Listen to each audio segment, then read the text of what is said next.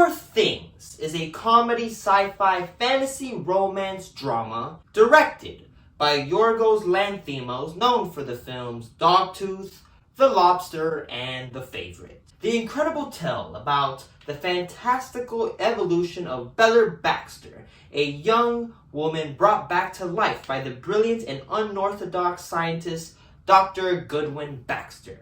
Film's runtime is 141 minutes. Film's rating is R in color and black and white.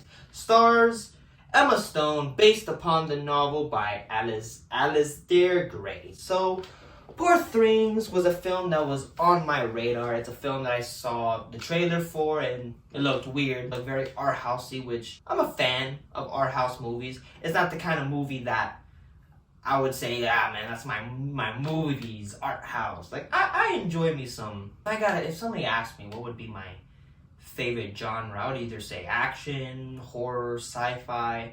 But when it comes to just drama, it's not my favorite type of genre, but I do still love it. But yeah, Poor Things, it isn't just a drama. It has so much going for it. One, it is weird. Two, it is hilarious. I mean, I was just dying of laughter. This is one of the funniest movies I've seen in a very long time. It's one of the funniest, I think. It is so ridiculous, but so entertaining, and visually, at one point while watching the movie, I was like, this is art, pretty much. This is such a beautiful looking film, and it's so weird, and you just gotta give respect, in a way, to the filmmaker, because only a guy like this can make a film like this. And I gotta give respect to Mr. Yorgos Lanthimos, which this is my first time watching this film. I think I saw like a few seconds of The Favorite. My aunt saw that movie. I never really saw it with her. I just looked at it. I was like, oh, this looks weird. This is his weirdest, I think. But yeah, Poor Things. I love this film. This film is awesome. You got some of the career high performances by Mrs. Emma Stone playing Bella Baxter, and she is amazing in this movie. This is quite possibly one of the best performances I've ever seen her in. She is she transforms throughout the whole movie. In the beginning, she can't really speak that well. She's learning with each step, but throughout the movie she learns and she becomes smarter. But it is hilarious seeing her doing things that people would probably not do in public. Doing things like saying I'd punch a baby, or saying just things that aren't really appropriate, especially when they're in a high-class dinner. It is Emma Stone is incredible. She is truly amazing in this movie. She absolutely deserves some recognition and deserves something, because she is awesome in this movie. She's funny. She's crazy. The things she does in this movie is what the hell, and the kind of career paths that she takes is just awesome and just so much fun. And I think you could tell Emma Stone just had a blast playing this character of Bella Baxter, and this is probably the best performance I've ever seen from her, which is probably the highest praise I could give to Emma Stone, because she is such an incredible actress. There isn't really much of an antagonist that I can really pick out, but he's the closest, I guess. You got Mark Ruffalo as Duncan Wedderburn. And yeah, Mark Ruffalo's great. The relationship between him and Emma Stone, and how Mark, in the beginning, just alright, I'll just fool around, to just being in love and just being all around her. And Emma Stone just doesn't feel the same and just going with the flow. And it's just awesome. The chemistry between Ruffalo and Emma Stone is just amazing. They have such great chemistry, and it's the banter, and it's just hilarious. Mark Ruffalo's really freaking good, and he's just a really good actor as well. Christopher Abbott playing Alfie Blessington. I don't know if it's the character, because I didn't really see the picture of the character, but I would say he's the guy who was, it would be spoiler heavy to talk about this character, but this man is just a nutcase of a person, just waving his gun around, just I think at any minute this guy is just, you can see this man at any minute is gonna do something tragic, and that this is just a terrible man. This guy was definitely, when we're with this character, super tense, and yeah, he's great. I thought the guy did a great job. You got also probably another career high performance of William Dafoe as Dr. Goodwin Baxter, or Godwin Baxter, aka God, who is the creator of Bella Baxter. And man, this character is a genius, but also a tragic being where just I wouldn't want to reveal a lot of this man's backstory, but it is dark, like to a point where it's like, Jesus, like it is such terribleness that has happened to this person. But William Dafoe is incredible, like one of the best. Another just career high performance of this man. He's just one of the best actors working today. I think William Dafoe is such an underrated actor. I think he is incredible. If you've not seen his performance in The Lighthouse, you should see it.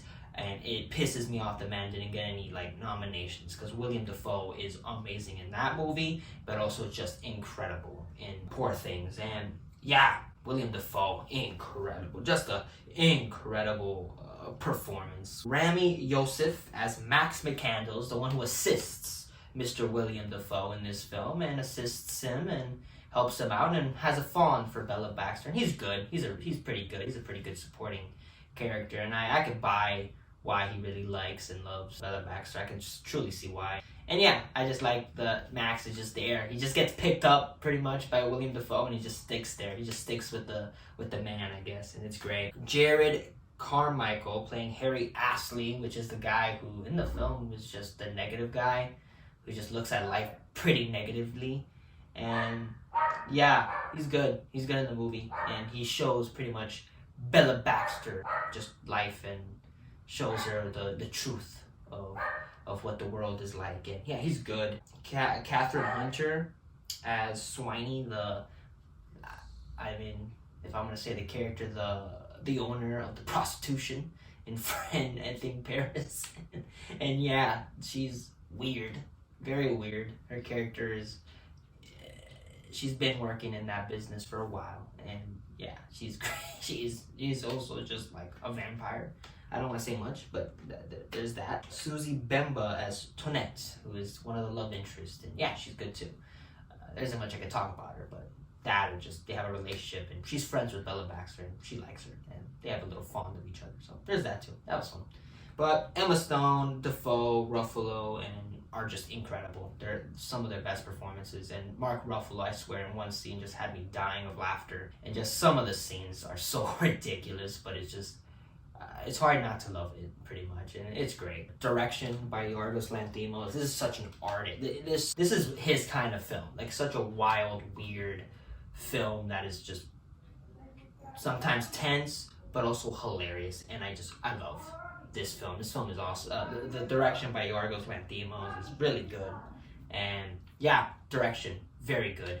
Screenplay by Tony McNamara, who did the screenplay for The Rage in Placid Lake, The Favor, and Cruella. And the screenplay is awesome. Such a well-written film. And like it's like you get instant to this world, pretty much. It's like a dystopian world of the future, but also classicalness to it. And yeah, the story is really good, but also just the dialogue. And it's just the story, which is hard not to say about it, because there's a certain detail that you get instantaneously, like in the first 20 minutes of this film, of why Emma Stone is the way she is, and it's awesome. It makes the film so funny and just so exciting, and just loved it. Really, truly loved it.